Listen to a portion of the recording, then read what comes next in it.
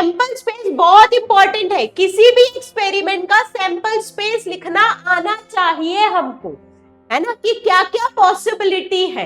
Event का मतलब है subset of sample space, subset of sample space. Conditional probability बोलता है कि अगर आपको निकालना है probability of A given B has already occurred, ये हो जाता है probability of A intersection B upon probability of B. Hello dear students, welcome to this amazing platform of NCERT वाला।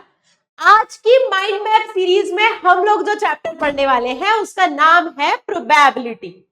प्रोबेबिलिटी बहुत ही कंसेप्चुअल चैप्टर है, बहुत सारे छोटे छोटे कंसेप्ट से बना हुआ है, लेकिन बात यह है कि अगर एक बार समझ में आ गया तो मैं ऐसा मान ही नहीं सकती कि इसका क्वेश्चन नहीं होगा।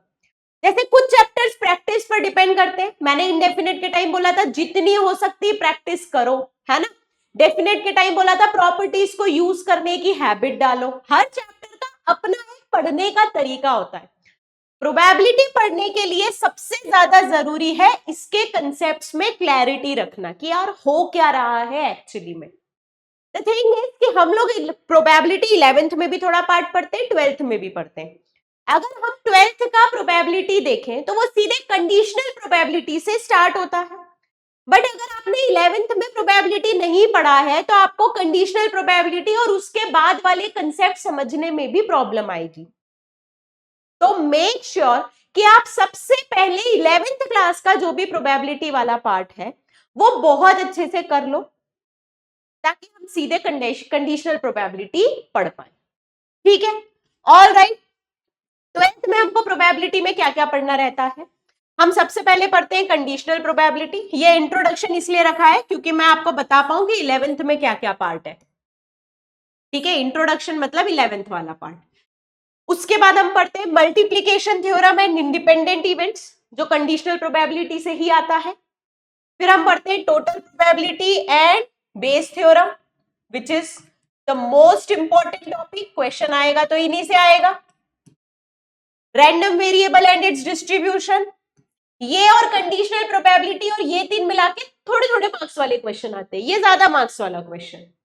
ठीक है, and mean of random variable, mean of random variable वो इसी का एक्सटेंडेड पार्ट है, random variable and it's distribution का।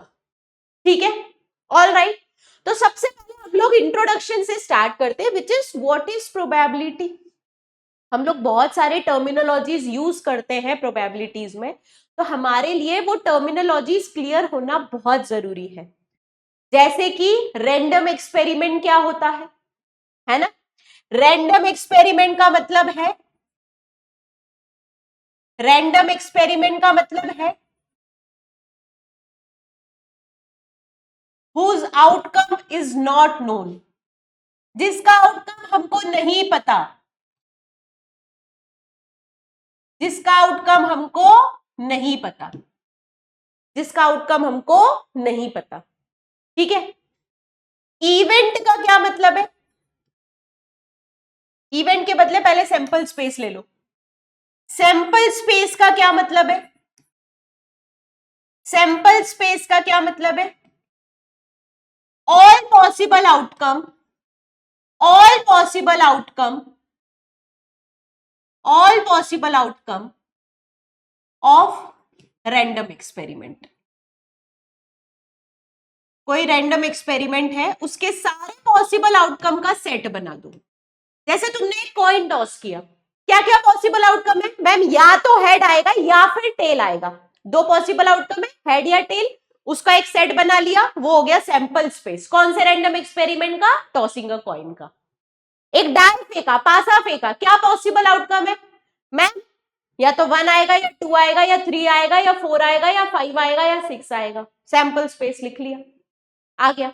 सैंपल स्पेस बहुत इंपॉर्टेंट है, किसी भी एक्सपेरिमेंट का सैंपल स्पेस लिखना आना चाहिए हमको, है ना, कि क्या क्या पॉसिबिलिटी है।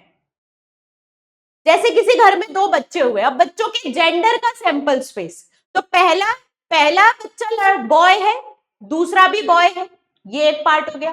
पहला बॉय दूसरा गर्ल, पहली गर्ल दूसरा बॉय या पहली गर्ल दूसरी गर्ल, सारी पॉसिबिलिटीज लिखना है। सैंपल स्पेस यानी सारे पॉसिबल आउटकम लिखना है। सैंपल स्पेस यानी सारे पॉसिबल आउटकम लिखना है, ठीक है। तो मैम इवेंट क्या होता है? इवेंट क्या होता है?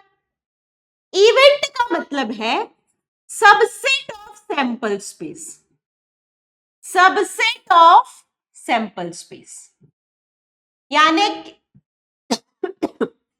सॉरी, यानी सैंपल स्पेस का कोई भी सबसेट उठा लो वो हो जाएगा एक इवेंट, ठीक है।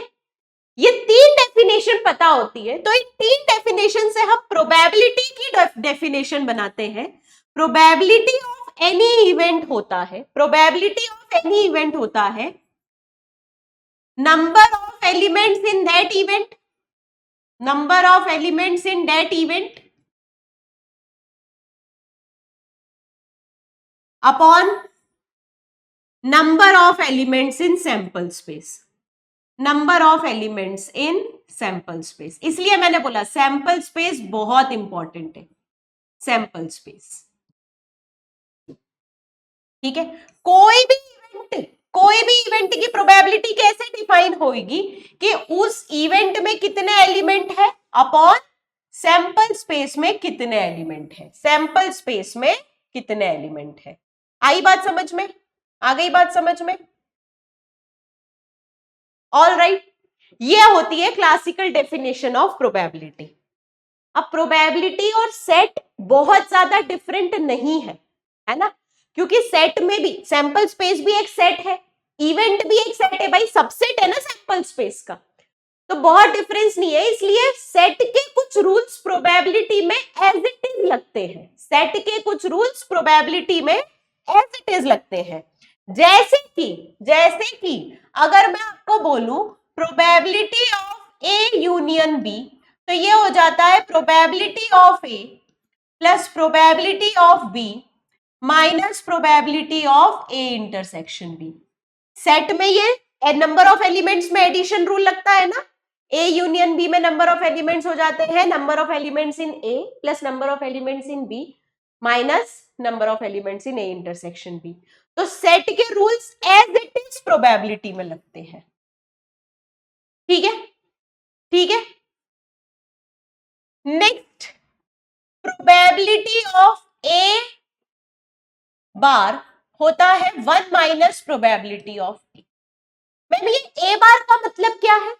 ए बार सेट में क्या था? ए बार जो ए के एलिमेंट्स नहीं है, ऐसे प्रोबेबिलिटी में क्या है?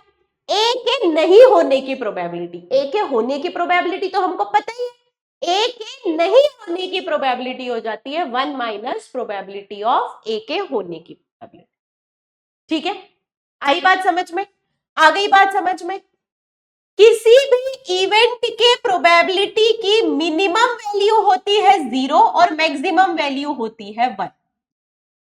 0 जब होगा जब वो इवेंट हो ही नहीं सकता, 1 जब होगा जब वो इवेंट होगा ही होगा, किसी भी हालत में होगा, ठीक है। प्रोबेबिलिटी कभी भी 1 से बड़ी या 0 से छोटी नहीं हो सकती, नहीं मतलब नहीं हो सकती, किसी भी केस में नहीं हो सकती। ऑल राइट, तो अगर अब मैं एक एग्जाम्पल देखूं, है ना, आपका एक्सपेरिमेंट है throwing a die, throwing a die यानी पासा फेंका आपने, इसमें इवेंट 1 है, के पास आया प्राइम नंबर, इवेंट 2 है, आपके पास आया इवन नंबर, इवेंट 3 है, आपके पास आया ऑड नंबर, इवेंट 4 है, आपके पास आया 7 ऑन डाई,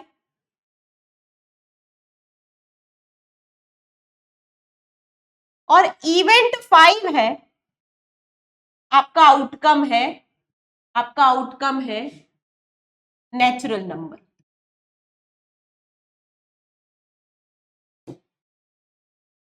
ठीक है, आपने एक रैंडम एक्सपेरिमेंट कंडक्ट किया, यानी आपने पासा फेंका। अब उस पासा फेंकने पे एक होगा सैंपल स्पेस, तो जब भी हम कोई प्रोबेबिलिटी करते हैं तो हम सबसे पहले उसका लिखते हैं सैंपल स्पेस। क्या लिखते हैं? Sample space. जब पासा फेंकेंगे तो सैंपल स्पेस हो जाएगा 1 2 3 4 5 6। इवेंट 1 है प्राइम नंबर। चलो 1 2 3 4 5 6 में से प्राइम नंबर कौन कौन से है? 2 3 5। तो इवेंट 1 में ये 3 एलिमेंट रहेंगे, है ना। इसलिए हम बोलते हैं event is subset of S. Sample space का सबसेट होता है क्योंकि इसके एलिमेंट सैंपल स्पेस से ही आते हैं, ठीक है। इवेंट 2 है इवन नंबर। इवन नंबर कौन सा है? 2 4 6। इवेंट 3 है ऑड नंबर। ऑड नंबर है 1 3 5। इवेंट 4 है 7। क्या आपको सैंपल स्पेस में 7 दिख रहा है? नहीं। तो क्या आपको कभी 7 मिल सकता है? नहीं मिल सकता। 5 5 का मतलब है खाली सेट है ये, इसमें कुछ भी नहीं है, खाली सेट, खाली सेट, इसके अंदर कुछ भी नहीं है। इवेंट 5 है नेचुरल नंबर। बेटा ये 1 से 6 में से नेचुरल नंबर कौन कौन से? मैम सारे ही है। 1 से 6 तक सारे के सारे नंबर ही नेचुरल नंबर है, सारे के सारे नंबर ही नेचुरल नंबर है। तो मैम क्या हम सारे इवेंट्स की प्रोबेबिलिटीज लिख सकते हैं? बिल्कुल। आपको प्रोबेबिलिटी ऑफ इवन मिलेगी इवन में कितने एलिमेंट्स है अपॉन सैंपल स्पेस में कितने एलिमेंट्स है। प्रोबेबिलिटी ऑफ E2 हो जाएगी E2 में कितने एलिमेंट्स है अपॉन सैंपल स्पेस में कितने एलिमेंट्स है। प्रोबेबिलिटी ऑफ E3 हो जाएगी E3 में कितने एलिमेंट्स है अपॉन सैंपल स्पेस में कितने एलिमेंट्स है। प्रोबेबिलिटी ऑफ E4 हो जाएगी E4 में कितने एलिमेंट्स है अपॉन, सॉरी E4 में तो एक भी एलिमेंट नहीं है, सैंपल स्पेस में कितने एलिमेंट है। और प्रोबेबिलिटी ऑफ E5 आ जाएगी E5 में कितने एलिमेंट्स है अपॉन सैंपल स्पेस में कितने एलिमेंट। तो आपकी प्रोबेबिलिटीज आ गई 1/2 1/2 1/2 0 एंड 1। जिस इवेंट की प्रोबेबिलिटी 0 आती है उसको हम बोलते हैं इम्पॉसिबल इवेंट। क्या बोलते हैं बेटा? Impossible event. और जिस इवेंट की प्रोबेबिलिटी 1 आती है उसको हम बोलते हैं श्योर इवेंट। क्या बोलते हैं? Sure event. आई बात समझ? आ गई बात समझ? ये मैंने थोड़ा सा इंट्रोडक्शन के थ्रू रिकॉल कराया है आपका, जो आप 11th की प्रोबेबिलिटी पढ़ते हो, कि एक बार रिकॉल कर लो। सेट का एडिशन थ्योरम वैसे ही लगता है। Probabilities at the end of the day क्या लिखना है? फेवरेबल इवेंट में कितने elements upon total number of element. A intersection B का मतलब है दोनों में कॉमन कितने एलिमेंट्स है। ए यूनियन बी का मतलब है ए और बी के सारे एलिमेंट्स लिख दो, जो रिपीटेड है उनको एक ही बार लिखो, जो रिपीटेड है उनको एक ही बार लिखो, ठीक है। ऑल राइट, ये पार्ट आप 11th क्लास तक पढ़ चुके होते हो। तो जिसने नहीं पढ़ा वो एक बार टाइम निकाल के, बहुत बड़ा चैप्टर नहीं है, 1 घंटे में तो फिनिश हो जाएगा, लेकिन 11th का बेसिक एक बार रिवाइज कर लेना। तो नेक्स्ट हमारे पास 12th में सबसे पहला टॉपिक आता है कंडीशनल प्रोबेबिलिटी। क्या आता है बेटा? Conditional probability.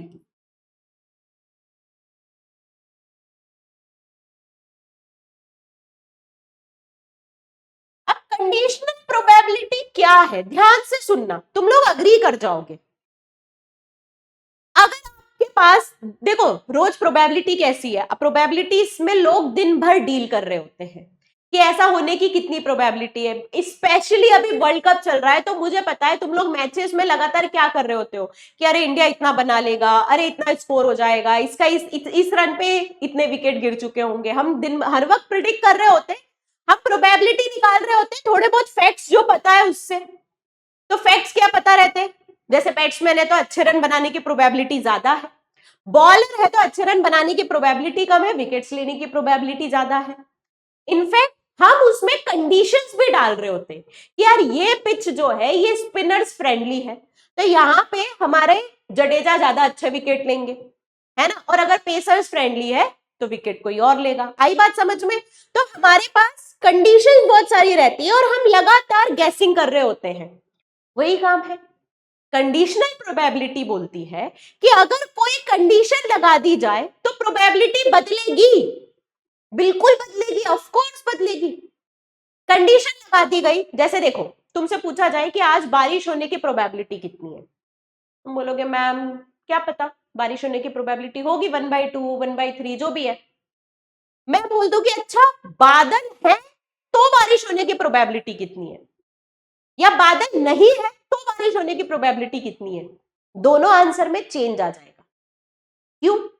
बादल होंगे तो बारिश होने की प्रोबेबिलिटी बढ़ चुकी होगी, बादल होंगे तो बारिश होने की प्रोबेबिलिटी बढ़ चुकी होगी, बादल नहीं होंगे तो बारिश होने की प्रोबेबिलिटी कम हो जाएगी, है ना। बादल नहीं है तो बारिश होने की प्रोबेबिलिटी कम हो जाएगी।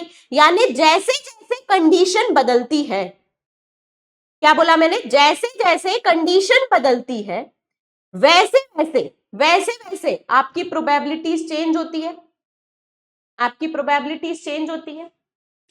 तो बस कंडीशनल प्रोबेबिलिटी यही है। कंडीशनल प्रोबेबिलिटी बोलते हैं कि अगर आपको निकालना है probability of A given B has already occurred, इसको लिखते हैं ऐसे, ए गिवन बी, ये सिंबल का मतलब है गिवन, तो probability of A given B has occurred, यानी प्रोबेबिलिटी की बारिश होगी गिवन की बादल है, ये हो जाता है probability of A intersection B upon probability of B. अब मैं इसको कंसेप्ट समझाऊंगी, है ना, फॉर्मूला रटने से कुछ नहीं होगा, कंसेप्ट समझना जरूरी है। प्रोबेबिलिटी कंसेप्चुअल चैप्टर है, कंसेप्चुअल चैप्टर है। देखो मैं तुमको बताती हूँ, एक बार एक ही क्वेश्चन को हम इस फॉर्मूले से करेंगे और कंसेप्ट समझ के करेंगे। वही सिंपल सा सैंपल स्पेस रखते हैं। सिंपल सा सैंपल स्पेस क्या है? Throwing a die, throwing a die, event A दिया है, even number shows, event B दिया है, प्राइम नंबर शोस।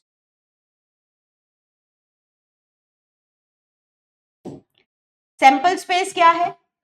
1 2 3 4 5 6, डाई फेंकने का सैंपल स्पेस तो हमको पता ही है। हम अभी सैंपल स्पेस इजी ले रहे हैं क्योंकि अभी हमारा फोकस कंसेप्ट समझने पर होना चाहिए। अब एक बात बताओ, तुमने पासा फेंका, ए गिवन बी की प्रोबेबिलिटी तुमको निकालने को बोला है, तो जब भी बोला जाए ना ए गिवन बी की प्रोबेबिलिटी, तो समझ जाओ कि बी इवेंट हो चुका है, बी इवेंट हो चुका है। इसका मतलब तुमने पासा फेंका और आंसर आया है प्राइम नंबर, आउटकम आया है प्राइम नंबर। तो पासा फेंकने पर आउटकम प्राइम नंबर आया है, इसका मतलब कि तुम्हारा नया सैंपल स्पेस हो गया 2 3 5। ये चीज समझ गए ना तो तुम्हारे लिए कंडीशनल प्रोबेबिलिटी बहुत आसान हो जाएगी। फिर से सुनो, फिर से सुनो, मैंने क्या बोला, मैं यहां पे पूरा फोकस कंसेप्ट समझाने में दूंगी क्योंकि वो जरूरी है। मैंने बोला कि तुमने पासा फेंका और बी इवेंट हो चुका है। अब बी इवेंट हो चुका है यानी प्राइम नंबर आ चुके हैं, यानी तुमको पता है कि जो भी तुम्हारा नंबर आएगा वो इन तीनों में से ही कोई आने वाला है। बी इवेंट तो हो चुका है, बी इवेंट तो हो चुका है। फॉर एग्जाम्पल जब मैं बोलती हूँ बारिश की प्रोबेबिलिटी, जब बादल है तो बादल आ चुके हैं, अब तुमको उस सिचुएशन को देखना ही नहीं जब बादल नहीं थे, क्योंकि बी इवेंट तो हो चुका है, बादल तो आ चुके हैं। ऐसी प्राइम नंबर आ चुका है, यानी तुम्हारा नया सैंपल स्पेस बन जाएगा, नया सैंपल स्पेस बन जाएगा 2 3 5। तुमको ये सोचना ही नहीं कि मैम 1 4 6 आ रहा होता, तो बेटा बी इवेंट हो गया यानी प्राइम नंबर आ गया है, तो ये है तुम्हारा नया सैंपल स्पेस। और फेवरेबल इवेंट है इवन नंबर आए, अब फेवरेबल इवेंट है इवन नंबर आए, तो तुम बोलोगे ये इवेंट हो चुका है इवन, तो इस सैंपल स्पेस में से इवन नंबर कौन सा है? 2। तुम बोलोगे मैम व्हाट अबाउट 4 एंड 6? बेटा वो तो आए नहीं है, पासा फेंकने पे यही दिन आए हैं, तो उनको तो हटा ही दिया है, उनको तो हटा ही दिया है, ठीक है। तो तुम बोलोगे मैम सॉरी ए इवेंट, तो probability of A given B हो जाएगा, ए गिवन बी हो जाएगा number of elements in A upon number of elements in B. Number of elements, value of element नहीं, number of elements in A upon number of elements in B, यानी 1/3। ठीक है, ठीक है। ये हमने अभी फॉर्मूले से नहीं किया, मैं फॉर्मूले से करना भी सिखाऊंगी, मैं फॉर्मूले से करना भी सिखाऊंगी। अभी मैं बता रही हूं तुमको कंसेप्चुअली कंडीशनल प्रोबेबिलिटी को समझना। तो नीचे वाला इवेंट हो चुका है, तो हमेशा कंडीशनल प्रोबेबिलिटी के क्वेश्चन में सैंपल स्पेस बदल दो, नीचे वाले इवेंट को सैंपल स्पेस बनाओ, और फिर देखो कि ऊपर वाला इवेंट इस सैंपल स्पेस में से कौन सा सेटिस्फाई हो रहा है। तो फिर ऊपर वाला इवेंट लिखो और प्रोबेबिलिटी वही, फेवरेबल अपॉन टोटल इन सैंपल स्पेस, है ना। अब फॉर्मूले से करते, सेम क्वेश्चन को अब फॉर्मूले से सॉल्व करते। देखो वही throwing a die, A event है इवन नंबर यानी 2 4 6, बी इवेंट है प्राइम नंबर यानी 2 3 5। तुमको लिखना है probability of A given B. तो मैम इसका फॉर्मूला होता है probability of A intersection B upon probability of B. Probability of A intersection B, तो उसके लिए ए इंटरसेक्शन बी लिखना पड़ेगा। ए इंटरसेक्शन बी यानी ए और बी में कॉमन क्या है मैम, कॉमन है केवल 2। तो ए इंटरसेक्शन बी की में कितने एलिमेंट्स हैं, केवल एक एलिमेंट है। तो probability of A intersection B हो जाएगा 1/6। प्रोबेबिलिटी ऑफ बी, बी में कितने एलिमेंट है, 3 एलिमेंट, तो इसकी प्रोबेबिलिटी हो जाएगी 3/6। तो probability of A intersection B upon probability of B, answer आ गया 1/3। आंसर आ गया 1/3। यानी फॉर्मूले से करना है तो क्या करोगे, फॉर्मूला लिखने के लिए ए लिखो बी लिखो, दोनों का इंटरसेक्शन लिखो, फिर उसके बाद ए इंटरसेक्शन बी की प्रोबेबिलिटी लिखो यानी number of elements upon number of elements in sample space. B की प्रोबेबिलिटी लिखो number of elements in B upon number of elements in sample space. दोनों को डिवाइड कर दो, दोनों को डिवाइड कर दो। दोनों ही तरीके से करने में कोई भी डाउट नहीं आना चाहिए, दोनों ही तरीके से करने में कोई दिक्कत नहीं होनी चाहिए। ठीक है, ठीक है, आई बात समझ में। जैसे करना हो कंसेप्ट बस समझ में आना चाहिए कि ए गिवन बी का मतलब क्या है, ए गिवन बी का मतलब क्या है। ठीक है, चलो प्रोबेबिलिटी ऑफ, कुछ इंपॉर्टेंट पॉइंट्स है कंडीशनल प्रोबेबिलिटी से related. Probability of A given है 1 होगा, क्यों, क्योंकि मैम ए हो चुका है और ए होने की प्रोबेबिलिटी, जब ए हो चुका है तो ए होने की प्रोबेबिलिटी तो 1 ही होगी, हो चुका है भाई। ठीक है, probability of sample space given A, ये भी 1 होगा, क्योंकि ए हो चुका है तो सैंपल स्पेस का कोई एलिमेंट हुआ इसकी प्रोबेबिलिटी ऑफ कोर्स 1 होगा, ऑफ कोर्स 1 होगा। ठीक है, probability of A bar given A B, ये हो जाएगा 1 minus probability of A given B. यानी जो हम ए बार का प्रोबेबिलिटी रूल पढ़ते हैं ना, प्रोबेबिलिटी ऑफ ए बार होता है 1 minus probability of A, given वाली कंडीशन में भी सेम थ्योरम लगेगा।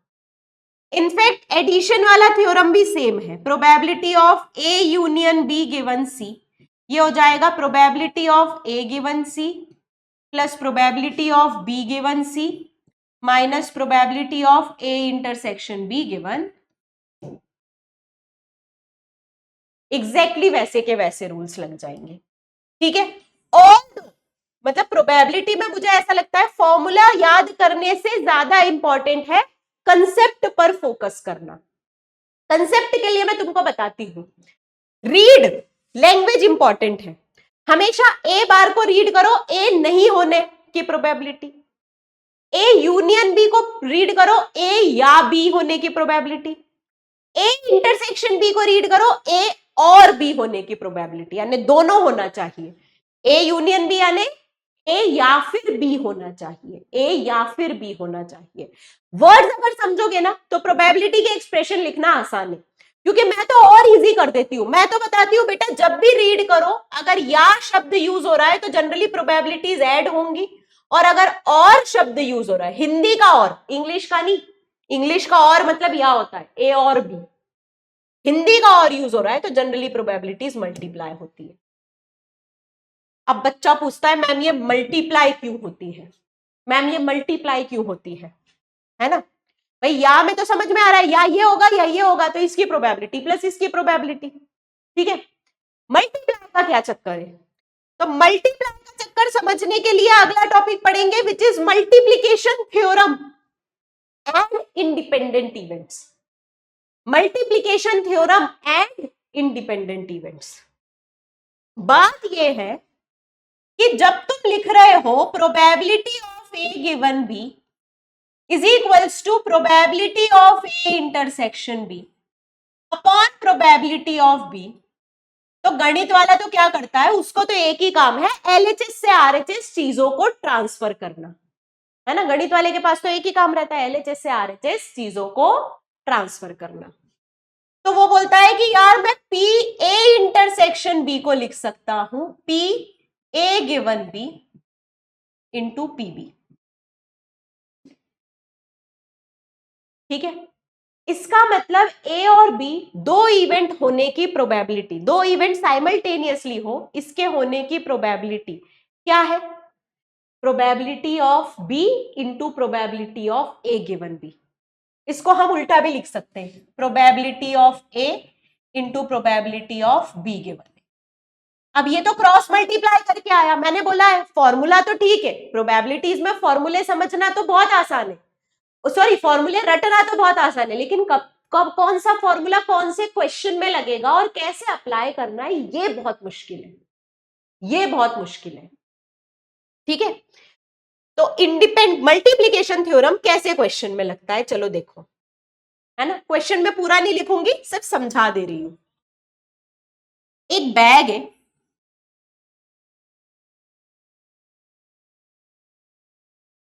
ठीक है, इसके अंदर बहुत सारी गेंद रखी हुई है, बहुत सारी तो नहीं, इसके अंदर एक है ग्रीन बॉल, एक और है ग्रीन बॉल, एक है रेड बॉल, एक और है रेड बॉल, और एक और है रेड बॉल, ठीक है। ये 5 बॉल इस बैग के अंदर रखी हुई है। अब किसी ने बोला कि मैंने एक दो बॉल्स उस बैग में से निकाली, या एक बॉल निकाली रखी, अगली बॉल निकाल ली, वापस नहीं रखा अभी तक, पहली बॉल निकाल के अपने पास रख लिया, दूसरी बॉल निकाल के भी अपने पास रख लिया, तो फाइंड द प्रोबेबिलिटी कि दोनों बॉल्स ग्रीन हो, फाइंड द प्रोबेबिलिटी कि जो तुमने निकाली वो दोनों के दोनों ग्रीन हो। तो यहां पे तुम दो इवेंट कर रहे हो, ए इवेंट है पहली बॉल भी ग्रीन, दूसरी बी इवेंट है दूसरी बॉल भी ग्रीन, तो तुम बोलोगे कि प्रोबेबिलिटी ऑफ ए पहली बॉल ग्रीन आए इसकी प्रोबेबिलिटी कितनी, ए इवेंट है पहली बॉल भी ग्रीन, मैं बिल्कुल स्टैंडर्ड फॉर्म में प्रोबेबिलिटी नहीं पढ़ा रही हूं जैसा फॉर्मूला वाइज लिखते हैं, क्यों, क्योंकि कंसेप्ट समझना है अंडरस्टैंडिंग के लिए, ठीक है। तो पहली बॉल भी ग्रीन हो, पहली बॉल ग्रीन, और बी इवेंट है दूसरी बॉल ग्रीन,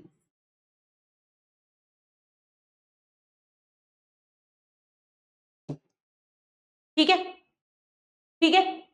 अब देखो, अब ध्यान से देखो, जब तुम चाह रहे हो कि दोनों बॉल ग्रीन आए, तो तुमने पहली बॉल निकाली वो ग्रीन आ जाए, तो तुम बोलोगे मैम 2 ग्रीन बॉल है 3 रेड बॉल है, यानी टोटल 5 बॉल है, सैंपल स्पेस में 5 बॉल है, फेवरेबल इवेंट में 2 बॉल है, तो पहली बॉल ग्रीन आए इसकी प्रोबेबिलिटी, पहली बॉल ग्रीन आए इसकी प्रोबेबिलिटी है 2/5, ठीक है। अब दूसरी बॉल ग्रीन आए इसकी प्रोबेबिलिटी क्या 2/5 रहेगी, नहीं, क्योंकि जब तुमने एक ग्रीन बॉल निकाल के रख ली तो तुम्हारे पास बैग में 4 बॉल्स बची हैं और ग्रीन बॉल एक ही बची हुई है, ग्रीन बॉल एक ही बची हुई है, तो दूसरी बॉल ग्रीन आए इसकी प्रोबेबिलिटी है 1/4। तो हमने क्या किया, प्रोबेबिलिटी ऑफ ए, और क्योंकि ए इवेंट हो चुका है तो सैंपल स्पेस बदल गया, तो probability of B given A, probability of B direct नहीं मल्टीप्लाई किया, probability of B given A. आई बात समझ में? आई बात समझ में? तो जब एक इवेंट के हो जाने से सैंपल स्पेस बदल जाता है, तो अगला इवेंट में जब भी तुम प्रोबेबिलिटी लिखते हो, कंडीशनल प्रोबेबिलिटी लिखते हो। कौन सी प्रोबेबिलिटी लिखते हो? Conditional probability. तो पहली बॉल भी ग्रीन आए, दूसरी बॉल भी ग्रीन आए, इसकी प्रोबेबिलिटी हो जाएगी पहली बॉल ग्रीन आए इनटू दूसरी बॉल ग्रीन आए, गिवन दैट पहली ग्रीन आ चुकी है। तो पहली ग्रीन आ चुकी है, तो अब बैग में कितनी बॉल्स बच गई? 4। ग्रीन कितनी बची? 1। तो प्रोबेबिलिटी हो गई 1/4।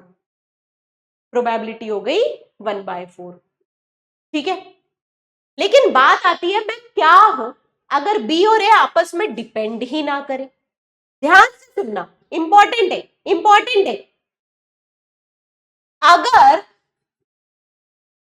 ए एंड बी आर इंडिपेंडेंट, अब मैं तुमको बताती हूं इंडिपेंडेंट का मतलब क्या होता है। एक के होने या नहीं होने से दूसरे को कोई फर्क नहीं पड़ रहा।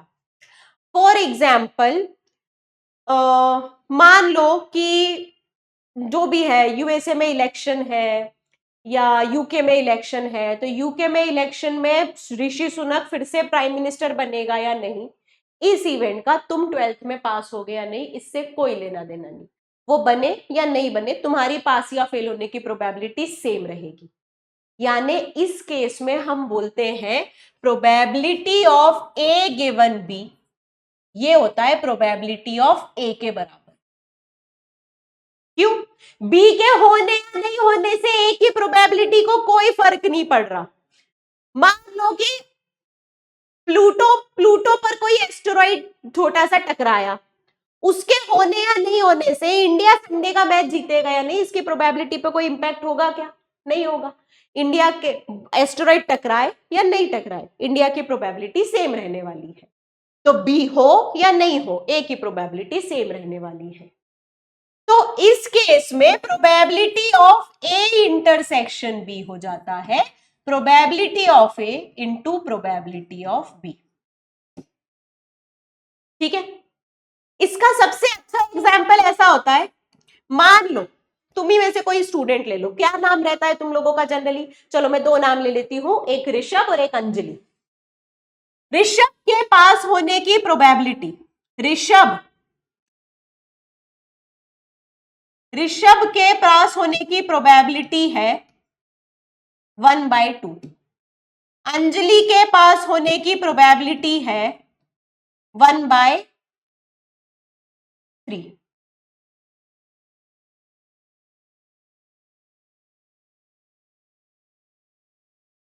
ठीक है।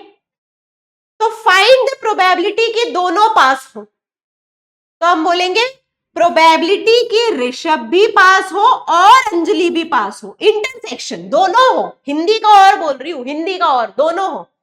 तो प्रोबेबिलिटी के ऋषभ पास हो इनटू प्रोबेबिलिटी के अंजलि पास हो, सीधे ए इंटरसेक्शन भी हो जाएगा पीएपी में। क्योंकि एक के पास होने या फेल होने से दूसरे को कोई फर्क नहीं पड़ता, दूसरी की प्रोबेबिलिटी पे कोई फर्क नहीं पड़ता। तो जब भी इंडिपेंडेंट इवेंट्स दिए जाएंगे, कई बार क्वेश्चंस में ही स्पेसिफाई कर दिया जाता है इवेंट्स इंडिपेंडेंट है, कई बार हम अपने कॉमन सेंस से स्पेसिफाई कर लेते हैं। जब भी ऐसा दिया जाए हमको कुछ नहीं करना है, हमको प्रोबेबिलिटीज मल्टीप्लाई कर देनी है, हमको प्रोबेबिलिटीज मल्टीप्लाई कर देनी है। आई बात समझ में? आ गई बात समझ में? अब इंडिपेंडेंट इवेंट्स के ऊपर भी कुछ रिडक्शंस होते, जैसे कंडीशनल में पढ़े थे। जैसे प्रोबेबिलिटी इंडिपेंडेंट इवेंट्स में प्रोबेबिलिटी ऑफ ए इंटरसेक्शन भी होता है probability of A into probability of B. Probability of A bar intersection भी होता है probability of A bar into probability of B. भाई ए के होने से बी, भाई ए का होना बी के होने नहीं होने पे नहीं डिपेंडेंट है, तो नहीं होना भी नहीं डिपेंडेंट है। ऐसा थोड़ी कि फेल तो डिपेंडेंट है लेकिन पास होना डिपेंडेंट नहीं है, ऐसा थोड़ी होता है। पास फेल होना कुछ भी डिपेंडेंट नहीं। ठीक है। Probability of A bar intersection B bar हो जाता है probability of A bar into probability of B bar. ठीक है। आई बात समझ में? आ गई बात समझ में? All right. तो नेक्स्ट आते हैं total probability and Bayes theorem. Again logic सब कंसेप्ट समझाऊंगी, फॉर्मूला भी लिख दूंगी, लेकिन कंसेप्ट इंपॉर्टेंट है, कंसेप्ट पर फोकस करना। टोटल प्रोबेबिलिटी थ्योरम क्या बोलता है? बहुत सारे इवेंट है, ऐसे बहुत सारे इवेंट है, और उन सारे इवेंट में एक कॉमन है ना, एक ऐसा इवेंट है जिसका सबके साथ इंटरसेक्शन चल रहा है। ये इवेंट मान लो E1, ये है E2, ये है E3, ये है E4, ऐसा चलते चलते, और ये है A। ठीक है, तो आपको टोटल प्रोबेबिलिटी थ्योरम से क्या पता लगेगा? आपको पता लगेगा probability of A given E1 या probability of E1 given A, दोनों में से कुछ भी ले सकते हो, probability of A given E1, और या तो probability of E1 given A। एक टोटल प्रोबेबिलिटी थ्योरम है और एक है बेस थ्योरम। ठीक है, अब ध्यान से सुनना। प्रोबेबिलिटी ऑफ हम देख रहे A गिवन E1, यानी आपसे बोला गया है कि बताओ फाइंड द प्रोबेबिलिटी कि E1 हो चुका है और A के होने की प्रोबेबिलिटी। E1 हो चुका है और A के होने की प्रोबेबिलिटी। ठीक है, और probability of E1 given A का क्या मतलब है? A हो चुका है और A हुआ तो E1 की प्रोबेबिलिटी क्या होगी? A हो चुका है और A हुआ तो E1 के होने की प्रोबेबिलिटी क्या होगी? आई बात समझ में? दोनों प्रोबेबिलिटीज क्या पूछ रही है समझ में आ गया? दोनों प्रोबेबिलिटीज क्या पूछ रही है समझ में आ गया? आई बात समझ? ठीक है, अब जनरली आपसे बेस थ्योरम में ये पूछा जाता है, और टोटल प्रोबेबिलिटी थ्योरम में ये पूछा जाता है ना। बेस थ्योरम में फिर आप इसका यूज करके ये निकालते हो, प्रोबेबिलिटी ऑफ ए। तो टोटल प्रोबेबिलिटी थ्योरम पहले समझ जाओ, क्योंकि ये समझ गए तो ये भी समझ में आ जाएगा। टोटल प्रोबेबिलिटी थ्योरम बोल रहा है कि अगर ए का intersection E1, E2, E3, E4 के साथ है, तो मैं बोलती हूं प्रोबेबिलिटी ऑफ ए हो जाएगा probability of E1 into probability of A given E1, है ना। क्यों? क्योंकि E1 इंटरसेक्शन ए ये वाला पार्ट है, और E1 इंटरसेक्शन ए को मल्टीप्लीकेशन थ्योरम से ऐसा लिख दिया, है ना भाई। Probability of A intersection B multiplication theorem से क्या होता है? Probability of A into probability of A given B. तो probability of E1 intersection A क्या हो जाएगा? Probability of E1 into probability of A given E1, इसलिए मैंने ये वाला पार्ट लिखा, probability of A given E1 plus A का E2 के साथ intersection, probability of E2 into probability of A given E2। ऐसा करते करते ई का एन इवेंट के साथ intersection, probability of En into probability of A given En। Formula derive करना जरूरी है, फॉर्मूला देखना जरूरी है कि बेसिकली ए के होने की प्रोबेबिलिटी क्या है।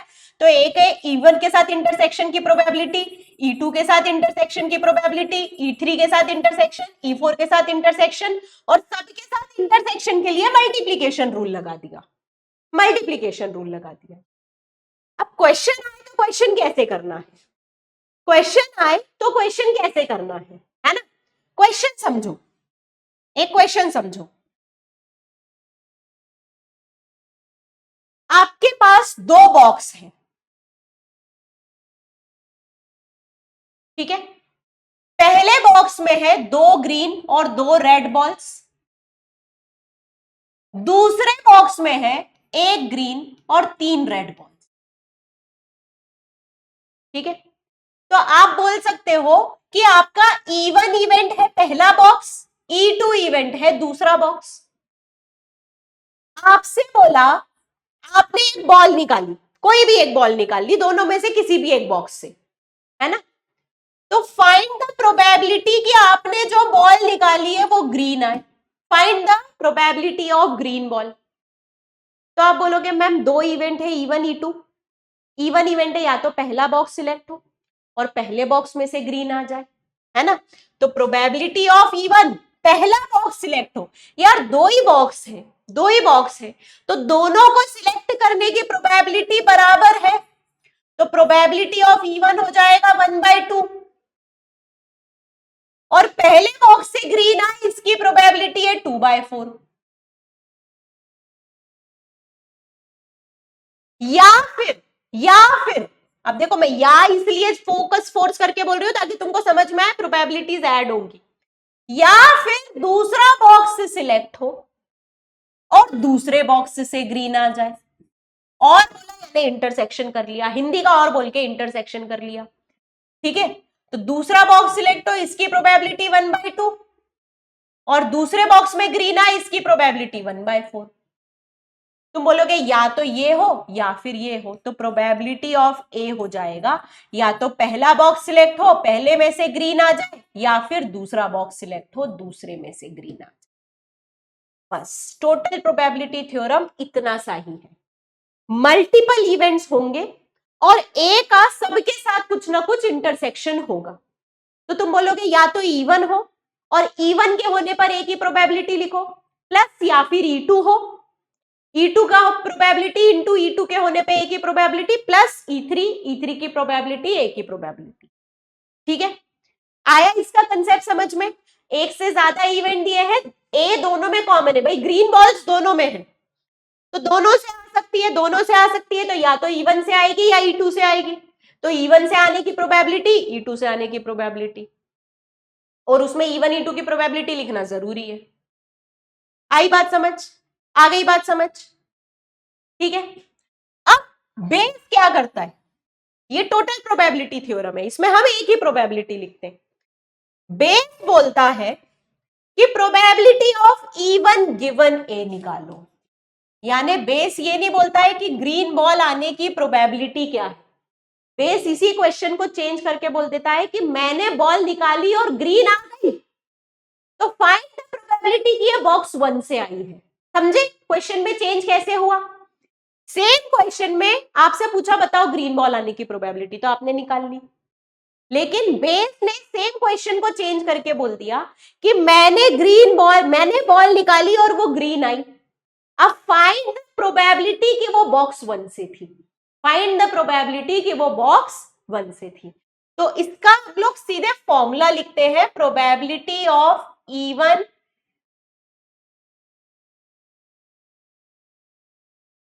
Into probability of A given E1 upon probability of E1 into probability of A given E1 plus probability of E2 into probability of A given E2 plus जितने भी इवेंट्स है, इसमें दो ही बॉक्स थे तो दो ही इवेंट्स थे, जितने भी हैं।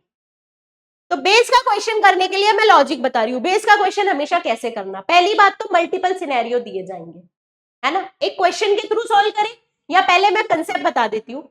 मल्टीपल सिनेरियो दिए जाएंगे, यानी E1 E2 E3 E4 event है। अब उसमें से आपको बोला जाएगा एक इवेंट है जो हो चुका है, जो क्या रहेगा ए, तो हमेशा हमेशा जो हो चुका है गिवन इवेंट होगा ए। ठीक है, एक की प्रोबेबिलिटी निकालने को पूछा जाएगा, एक की प्रोबेबिलिटी पूछी जाएगी, वो इवेंट को हम बोल देते हैं E1, और इसके अलावा जो अल्टरनेटिव इवेंट है उनको बोल देते हैं E2 E3 E4, जितने भी बन रहे हैं। ठीक है, तो क्वेश्चन रीड करना, हमेशा एक काम हो चुका होगा उसको बोल देंगे ए, एक की प्रोबेबिलिटी पूछी जाएगी उसको बोल देंगे E1, और E2 E3 E4 E1 के अलावा क्या पॉसिबिलिटीज है वो अल्टरनेटिव इवेंट रहेंगे। ठीक है, सीधे फॉर्मूले में वैल्यूज पुट करना, प्रोबेबिलिटीज लिखना सबकी आना चाहिए, प्रोबेबिलिटीज लिखना सबकी आना चाहिए। चलो अब मैं तुमको एक क्वेश्चन कराती हूं इसका, क्योंकि बेस बिना क्वेश्चन के नहीं समझ में आएगा, बेस बिना क्वेश्चन के। अगेन मैं क्वेश्चन ढंग से लिख नहीं रही हूं पूरा वर्ड टू वर्ड, तुमको बस समझना है क्वेश्चन में क्या बोला गया है। ठीक है, एक एग्जाम में बच्चा, एक स्टूडेंट एग्जाम अटेम्प्ट कर रहा है ना, सिंगल करेक्ट चॉइस क्वेश्चन है, उसको आंसर पता है, यानी नोज द आंसर, इसकी प्रोबेबिलिटी है 1/3। है ना, कोई पर्टिकुलर क्वेश्चन का उसको आंसर पता है, इसकी प्रोबेबिलिटी है 1/3। वो चीटिंग करे, इसकी प्रोबेबिलिटी है 1/2। और चीटिंग करके भी भाई नकल में भी अक्ल होना, नकल में भी अक्ल होना चाहिए। जरूरी नहीं है कि तुम जिससे चीटिंग कर रहे हो वो कोई बहुत ब्रिलियंट बच्चा हो। तो चीटिंग करे और आंसर सही हो जाए, है ना, चीटिंग करे और आंसर सही हो, आंसर सही हो, इसकी प्रोबेबिलिटी है 2/3। ठीक है, तो या तो उसको आंसर पता रहेगा या फिर वो चीटिंग करेगा। चीटिंग करेगा और आंसर सही हो, इसकी प्रोबेबिलिटी है 2/3। अब उसने एक क्वेश्चन अटेम्प्ट किया, एक क्वेश्चन अटेम्प्ट किया और उसका आंसर सही है। उसने एक क्वेश्चन अटेम्प्ट किया और उसका आंसर सही है।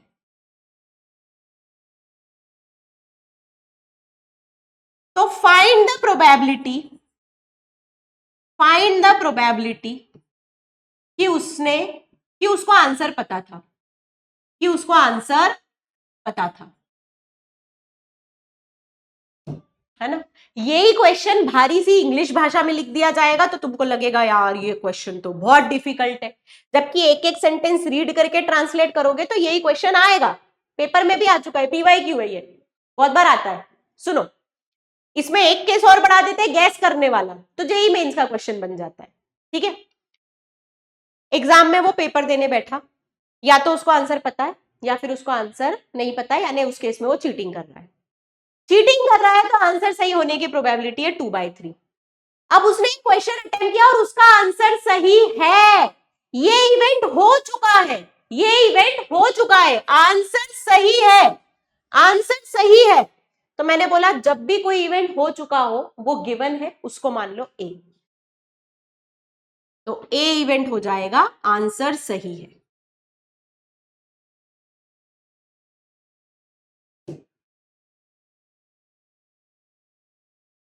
ठीक है, अब तुमसे बोला गया है कि फाइंड द प्रोबेबिलिटी कि उसको आंसर पता था, ही नोज द आंसर, इसकी प्रोबेबिलिटी निकालना है। तो तुम बोलोगे इवन इवेंट है, नोज द आंसर, तो E2 क्या हो जाएगा, चीटिंग। भाई इवन के अलावा क्या पॉसिबिलिटी है, या तो आंसर पता है या चीटिंग कर रहा है।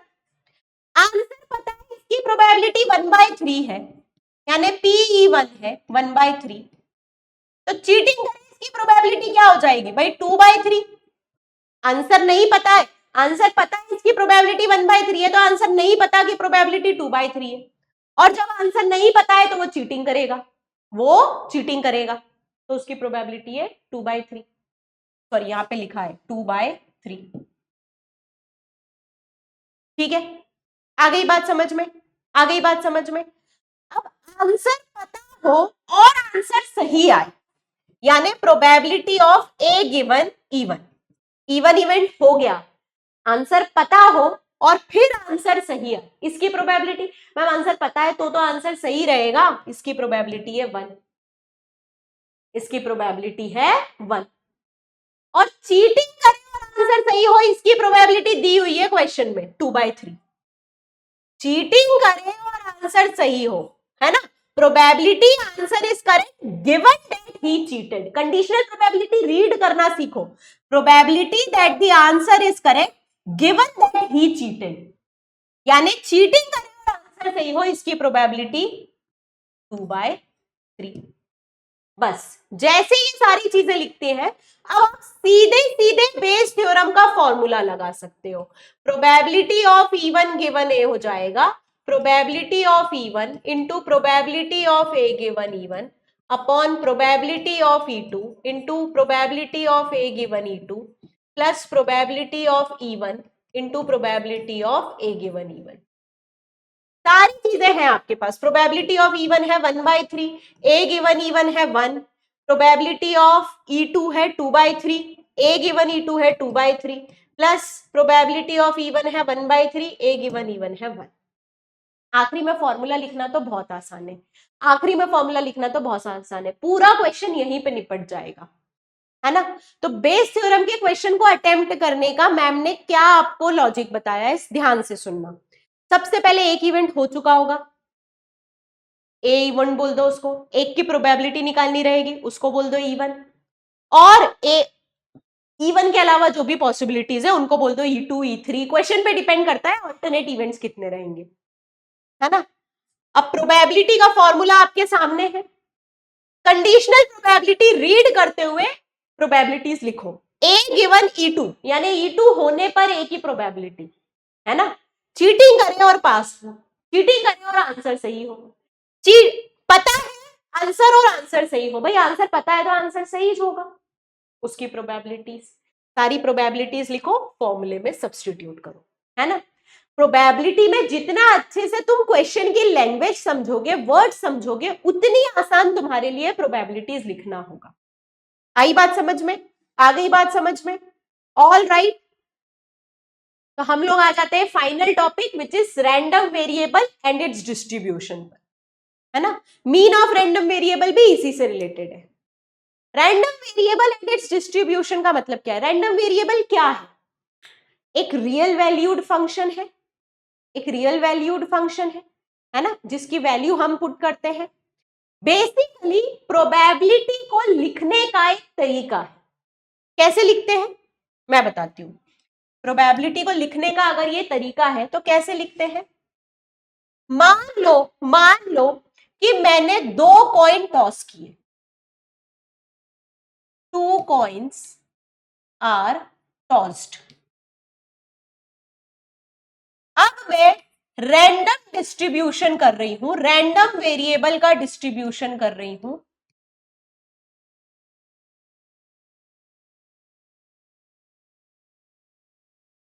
जिसमें मेरा रैंडम वेरिएबल है नंबर ऑफ हेड्स, है ना। रैंडम वेरिएबल को कैपिटल एक्स से डिनोट करते हैं, नंबर ऑफ हेड्स। मैम कैसे लिखेंगे, ध्यान से सुनना। तुम बोलोगे मैम जब मैं 2 कॉइन्स को टॉस कर रही हूं तो मेरे पास क्या क्या पॉसिबिलिटी है? या तो एक भी हेड नहीं आए, या फिर एक हेड आए, या फिर दोनों हेड आ जाए। तो x की क्या क्या वैल्यूज हो सकती है? 0 1 एंड 2। इस केस में x को हम बोलते हैं रैंडम वेरिएबल। क्या बोलते हैं? Random variable. Number of heads को आपने लिख दिया। अब जब 2 कॉइन टॉस हो रहे हैं तो आपका सैंपल स्पेस कुछ ऐसा होता है, head head, head tail, tail head, tail tail, ठीक है। जब मैं 0 हेड की प्रोबेबिलिटी लिखूंगी, है ना, 0 हेड की प्रोबेबिलिटी, तो मैं बोलूंगी 0 हेड यानी दोनों टेल आए, यानी favourable event, probability of 0 head हो जाएगा favourable event upon total number of element in sample space. तो इसकी प्रोबेबिलिटी हो गई 1/4, ठीक है। एक हेड आए, एक हेड आए, इसकी प्रोबेबिलिटी, तो मैं बोलूंगी एक हेड आए तो वो इसमें भी हो रहा है, इसमें भी हो रहा है, यानी फेवरेबल इवेंट में 2 एलिमेंट है, सैंपल स्पेस में 4 एलिमेंट है, तो इसकी प्रोबेबिलिटी हो गई 2/4, इसकी प्रोबेबिलिटी हो गई 2/4। और दोनों हेड आ जाए, दोनों हेड आ जाए, इसकी प्रोबेबिलिटी, तो दोनों हेड आ जाए, ऐसा एक ही केस है, तो फेवरेबल इवेंट में 1 एलिमेंट, सैंपल स्पेस में 4 एलिमेंट, इसकी प्रोबेबिलिटी हो जाएगी 1/4। तो आपने रैंडम वेरिएबल डिफाइन किया, रैंडम वेरिएबल डिफाइन किया और उसमें सबकी इंडिविजुअल प्रोबेबिलिटी लिख दी। तो मैम बस ऐसे तो हर इवेंट रैंडम एक्सपेरिमेंट हो जाएगा, है ना। हर इवेंट को हम चाहें तो रैंडम वाले फॉर्म में लिख सकते हैं, बिल्कुल। लेकिन ये रैंडम वेरिएबल है या नहीं उसको चेक करने का एक तरीका होता है। ये रैंडम वेरिएबल है भी या नहीं इसको चेक करने का एक तरीका होता है। जब भी तुम सिग्मा पी एक्सआई करोगे, यानी सारी प्रोबेबिलिटीज को ऐड करो तो आंसर 1 आना चाहिए, तभी ये रैंडम डिस्ट्रीब्यूशन है, वरना ये रैंडम डिस्ट्रीब्यूशन नहीं है। प्रोबेबिलिटी का अल्टीमेट रूल है कि एक एग्जॉस्टिव सेट में आपके एग्जॉस्टिव और म्यूचुअली एक्सक्लूसिव सेट में आपकी प्रोबेबिलिटीज का सम जो है वो 1 आता है। तो ये रैंडम डिस्ट्रीब्यूशन कब होगा? जब ये सारी प्रोबेबिलिटीज का सम 1 आ जाए। ठीक है, अब इस पे आपको डिस्ट्रीब्यूशन टेबल बनाने को नहीं आता है। क्वेश्चन कैसा आता है पीवाईक्यूज में कि आपको बोल दिया जाता है कि this is a random experiment, है ना। आपको क्वेश्चन कैसा आएगा पीवाईक्यूज में? गिवन रैंडम डिस्ट्रीब्यूशन, एक रैंडम डिस्ट्रीब्यूशन दिया रहेगा, find P x1, probability of x1 निकालने को दे दिया जाएगा। अब रैंडम डिस्ट्रीब्यूशन कुछ ऐसा होगा, x0 is equals to k, x1 equals to 2k, x2 is equals to 3k, है ना। और आपसे बोल दिया जाएगा px1 निकालो, px1 निकालो। तो आप बोलोगे क्वेश्चन वाले ने बताया है कि ये रैंडम डिस्ट्रीब्यूशन है, और अगर ये रैंडम डिस्ट्रीब्यूशन है तो pxi का सम हो जाएगा 1, यानी कि k plus 2k plus 3k हो जाएगा 1, यानी कि 6k हो जाएगा 1। तो k का वैल्यू आ गया 1/6। ठीक है, तो px1 हो जाएगा 2 टाइम्स k, यानी कि 2 टाइम्स 1/6 विच इज 1/। क्वेश्चन इसी टाइप का आएगा, कोई वेरिएबल दे दिया जाएगा रैंडम डिस्ट्रीब्यूशन में, और आपसे अब आपको क्वेश्चन वाले ने बोल दिया है कि रैंडम डिस्ट्रीब्यूशन है, तो आप बोल दोगे ठीक है प्रोबेबिलिटीज का सम 1 कर दो, k का वैल्यू निकालो, सब्स्टिट्यूट करो जो भी प्रोबेबिलिटी चाहिए, है ना। आई बात समझ में? आई बात समझ में? तो रैंडम वेरिएबल क्या करता है, आपके इवेंट के, आपका जो भी रैंडम एक्सपेरिमेंट है उसके कोई इवेंट के होने की पॉसिबिलिटी को डिस्ट्रीब्यूशन में बना देता है। ठीक है, 0 हेड आए, 1 हेड आए, 2 हेड आए, है ना, 0 टेल, 1 टेल, 2 टेल, हो गया रैंडम डिस्ट्रीब्यूशन, हो गया रैंडम डिस्ट्रीब्यूशन। 3 बॉल से 2 रेड है, 1 ग्रीन है, तो तुमने बॉल निकाली, तो रैंडम डिस्ट्रीब्यूशन बताओ ग्रीन का, तो तुम बोलोगे या तो 0 ग्रीन आएगी या 1 ग्रीन आएगी, एक से ज्यादा ग्रीन तो आ नहीं सकती। ठीक है, तो अगर रेड का रैंडम डिस्ट्रीब्यूशन होगा तो आएगा या तो 0 रेड आ जाए, या 1 रेड आ जाए, या 2 रेड आ जाए। आई बात समझ में? आ गई बात समझ में? तो कोई एक इवेंट की सारी पॉसिबिलिटी को डिस्ट्रीब्यूशन टेबल में लिख देना, है ना। बेसिकली हम क्या कर रहे हैं, सारी पॉसिबिलिटीज लिख रहे हैं, 0 हेड, 1 हेड और 2 हेड में पूरा सैंपल स्पेस सिमट जाता है, इसीलिए प्रोबेबिलिटीज का सम 1 आता है, इसीलिए प्रोबेबिलिटीज का सम 1 आता है। ठीक है, आई बात समझ में? आ गई बात समझ में? चलो, फाइनल है मीन ऑफ रैंडम वेरिएबल। ये टॉपिक में कुछ बहुत ज्यादा लॉजिक नहीं है, बेसिकली ये फॉर्मूला है। मीन ऑफ रैंडम वेरिएबल होता है सिग्मा पी आई एक्स आई, यानी रैंडम डिस्ट्रीब्यूशन दिया है तो उसमें प्रोबेबिलिटीज का मल्टीप्लाई करके ऐड कर देना। ये रैंडम डिस्ट्रीब्यूशन है तुम्हारे पास 1 2 3, इनकी प्रोबेबिलिटीज लिखी हुई है 1/6, 2/6, 3/6। रैंडम डिस्ट्रीब्यूशन ध्यान से लिखा करो, प्रोबेबिलिटीज का सम 1 आना चाहिए। तो इसका तुमसे किसी ने पूछ लिया मीन क्या है, सीधे फॉर्मूला लगाना है। मीन इकलौता प्रोबेबिलिटी में चीज है जो सीधे फॉर्मूला बेस्ड है। मीन हो जाएगा सिग्मा पी आई एक्स आई, यानी प्रोबेबिलिटीज में उनके रिस्पेक्टिव रैंडम वेरिएबल का मल्टीप्लाई करो और ऐड करते जाओ। 2/6 में 2 का ऐड मल्टीप्लाई होगा, प्लस 3/6 में 3 का मल्टीप्लीकेशन होगा। ये हो जाएगा 1/6 प्लस 4/6 प्लस 9/6, 9 प्लस 5 14/6। मीन 1 से बड़ा आ सकता है? बिल्कुल आ सकता है, क्यों नहीं आ सकता। प्रोबेबिलिटीज का सम 1 होना चाहिए, बाकी कोई बाउंडेशन नहीं है, बाकी कोई बाउंडेशन नहीं है। ठीक है, आई बात समझ में? ऑल राइट, तो मीन का बस फॉर्मूला याद कर लेना, सीधे फॉर्मूला बेस्ड क्वेश्चन आएगा तो उसका फॉर्मूला लिखना आना चाहिए।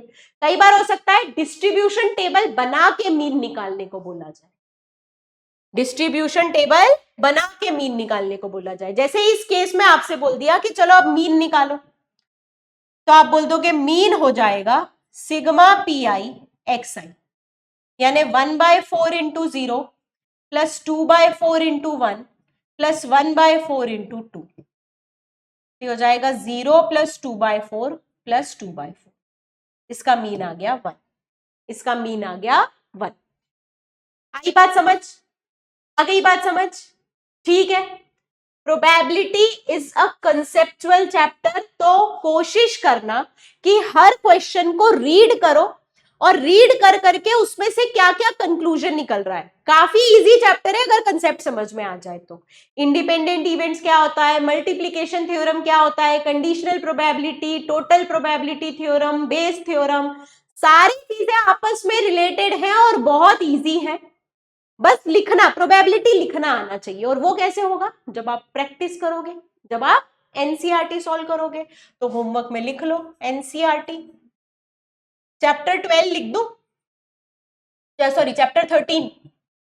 मैं एक्चुअली चैप्टर 1 इसलिए नहीं लिखती हूँ क्योंकि किसी के पास अगर ओल्ड एनसीईआरटी हुई तो वो चेंज होता रहता है हर साल, तो इसलिए मैं बता देती हूँ कि बेटा प्रोबेबिलिटी चैप्टर की एनसीईआरटी सॉल्व करना है, प्रोबेबिलिटी चैप्टर की एनसीईआरटी सॉल्व करना है, ठीक है। और उसके पहले 11th की प्रोबेबिलिटी पढ़ना है, इसके बिना 12th नहीं होगा। 11th की प्रोबेबिलिटी पढ़ना जरूरी है, बार बार आपको समझाया जाता है। ऐसा हर सब्जेक्ट में नहीं होता है, इसलिए हम लोग मैथ्स को दुश्मन मान के बैठते हैं, लेकिन बस मैथ्स इतना ही डिमांड करता है कि पहले का पढ़ो, उसके बाद ही बात की चीज समझ में आएगी। 11th का प्रोबेबिलिटी नहीं पढ़ा तो 12th का कैसे समझ में आएगा हमको, है ना। तो हमारा काम क्या रहेगा, पहले 11th की प्रोबेबिलिटी पढ़ना, फिर 12th की प्रोबेबिलिटी। ठीक है बच्चा लोग, all right. So that winds up our mind map series. हर चैप्टर में एक पढ़ने का तरीका मैंने बताया है, कौन से चैप्टर को किस तरीके से पढ़ना है। शॉर्ट नोट के फॉर्म में आप उस चैप्टर को कैसे लिख सकते हो, है ना। आपके पास एक पीपीटी अवेलेबल है एक तरीके से शॉर्ट नोट बनाने वाली, इसकी नहीं है क्योंकि ये मैंने प्योर समझाया है, इसमें तुमको कहीं भी टेक्निकल वर्ड्स बहुत कम दिखने वाले हैं। ये इसके क्वेश्चंस भी हिंदी में लिखे हुए हैं, वो इसीलिए ताकि ये इस चीज पर फोकस कर पाओ कि बेटा प्रोबेबिलिटी चैप्टर कंसेप्चुअल है, इसको कंसेप्चुअली ही समझना है, इसमें फॉर्मूला रटने की कोशिश नहीं करना। बात ये दूसरी जगह समझ में आता है फॉर्मूला कौन सा लगेगा। मान लो इंटीग्रेशन में dx अपॉन क्वाड्रेटिक है, तो आपको पता है परफेक्ट स्क्वायर बना के कोई ना कोई 6 स्टैंडर्ड फॉर्मूले में से एक फॉर्मूला लगेगा। यहाँ पे क्या है, यहाँ पे आपके पास कोई ऑप्शन ही नहीं है क्योंकि आपको फॉर्मूले भले ही सारे रटे हैं, आप क्वेश्चन देख के ये नहीं डिसाइड कर पाओगे कौन सा फॉर्मूला लगेगा अगर कंसेप्ट क्लियर नहीं है तो। चैलेंज है मेरा, सिर्फ फॉर्मूला रट के आप ये चैप्टर नहीं कर सकते। तो कंसेप्ट समझने के लिए कोशिश करो कि क्वेश्चंस को हिंदी में रीड करो, हिंदी नहीं अपनी भाषा में। हिंदी बोलना भाई सबकी भाषा अलग अलग होती है, तो अपनी भाषा में कि क्या हो चुका, कौन सा इवेंट हो चुका है, कौन सा इवेंट हो चुका है तो वो गिवन इवेंट है, गिवन इवेंट है तो दूसरे की प्रोबेबिलिटी जब भी लिखोगे तो एक गिवन लिखोगे। आई बात समझ में, आई बात समझ में। बस उस कंसेप्चुअल चैप्टर्स को इसी तरीके से कर सकते हो लैंग्वेज समझ के। ठीक है बच्चा लोग, तो आज की क्लास यहीं पर कंप्लीट करते हैं। That's all for today, good day everyone.